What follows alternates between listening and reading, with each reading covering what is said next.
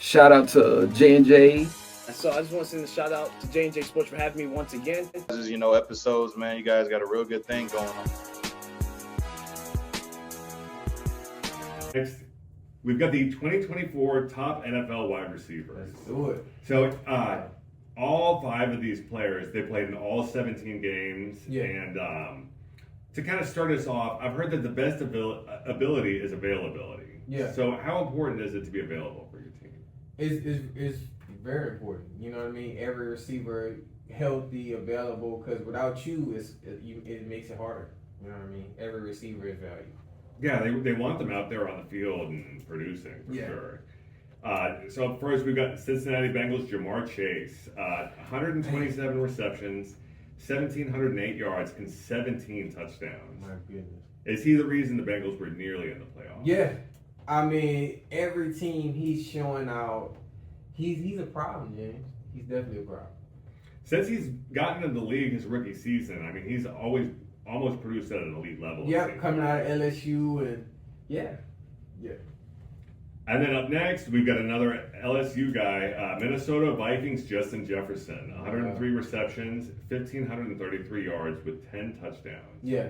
So I have to ask, like I always do, and Yeah. we always talk about this. Yeah, man. Chase or Jefferson? That's so hard. But if it's somebody I know, like I could really rely on, I say Chase. But as far as speed, I do Jefferson. So I say Chase though.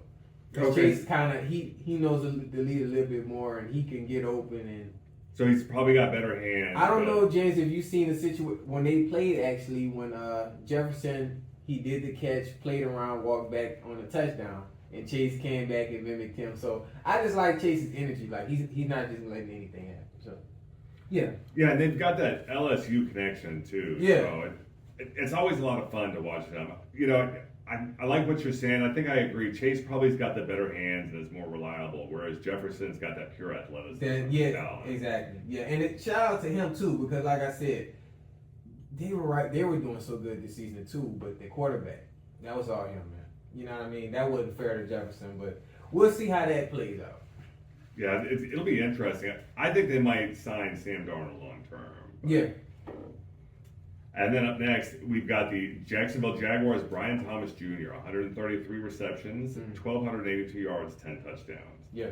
So is Thomas Jr. going to finish his career in Jacksonville, or do you think he's going to try to go elsewhere?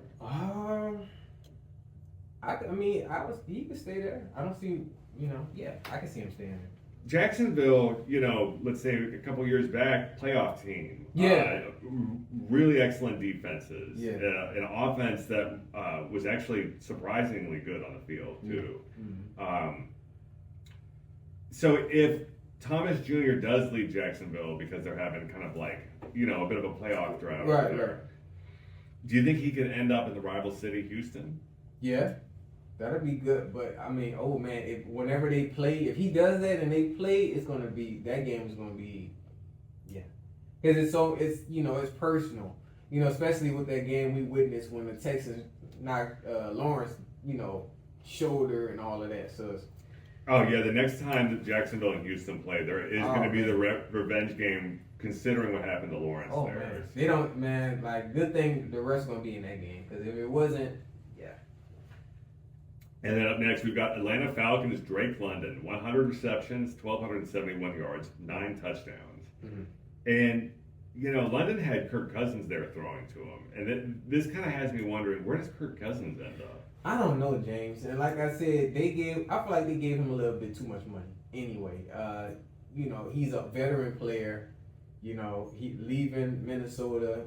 You weren't going to get much left. You know what I mean? It was 4 years, $150 million or something like that. Yeah. Which I think everybody was scratching their heads for that. Yeah, that's too much money. You know what I mean? That's too much money. So it's like, either way, it's like, but you got to deal with him because you're under contract. Now, you could try to opt him out and get somebody else, but, I mean, that was on them. Do you think London would be better off with Penix Jr. as the quarterback? Yeah.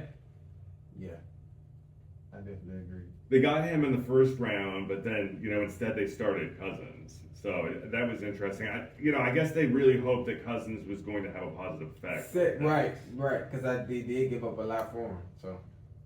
Interesting fact about Penix Jr. too. This last season, when he found out he was going to be the starting quarterback there for the Atlanta Falcons, he was actually at Costco eating one of the hot dogs there, just hanging out. Oh, wow. Yeah. And they gave him a call. And then our final player on the list, which I think a lot of people definitely had this guy at being probably one of the number one receivers. So it's kind of a surprise that, but he still made the top 5. Yeah. But he's there. Detroit Lions, Amon-Ra St. Brown, 115 receptions, 1,271 yards, and 12 touchdowns. And, we've got Chase at number 1, we've got St. Brown at number 5, and both led the league in touchdowns. Yeah. Do you think that the Lions and Bengals use these players more in the red zone? Yeah. Yeah, I think so. And I mean, like I said, I like Amon-Ra St. Brown because he's, he gives me that Jamar Chase vibe too. Like tough, athletic, you can rely on him catching the ball. That's no question. I think probably one of the reasons he fell to 5 on this list of receivers is that Detroit run game. That was something else. They had Gibbs and they called him Sonic and Knuckles. Yeah. They had such an amazing season, James. I really wish it would have worked out. But like I said, I feel like it was golf. I don't know what it is with him, man, but I think he was panicking. You know what I mean? If I was a defensive lineman, I would hate having to play any running backs with nicknames because it's always those nickname running backs that really put up massive yards. Yeah. So y'all, please let us know what you think about that. Who are y'all's top 5 wide receivers? Yeah. Let us know in the comments. Let us know in the comments, please, and we'll appreciate everybody that be leaving comments for sure. So, yeah. But you guys, that's the end of our show, man. Our first one back at UHD Radio. First of all, we want to give a shout out to them for just letting us be back here on the platform, and we got some bangers coming. James? Yeah, thank y'all so much for watching our videos, liking, commenting, and subscribing, and we got a lot of big stuff coming for y'all in 2025. So definitely. Yes, all that type of stuff. But shout out to UHDI Radio. We're here to stay. And we got some bangers coming for y'all. But as always, I'm Jamar McKeel. I'm James Jervis. And y'all just got served with J&J Sports episode 94. See y'all at the Super Bowl game. Peace.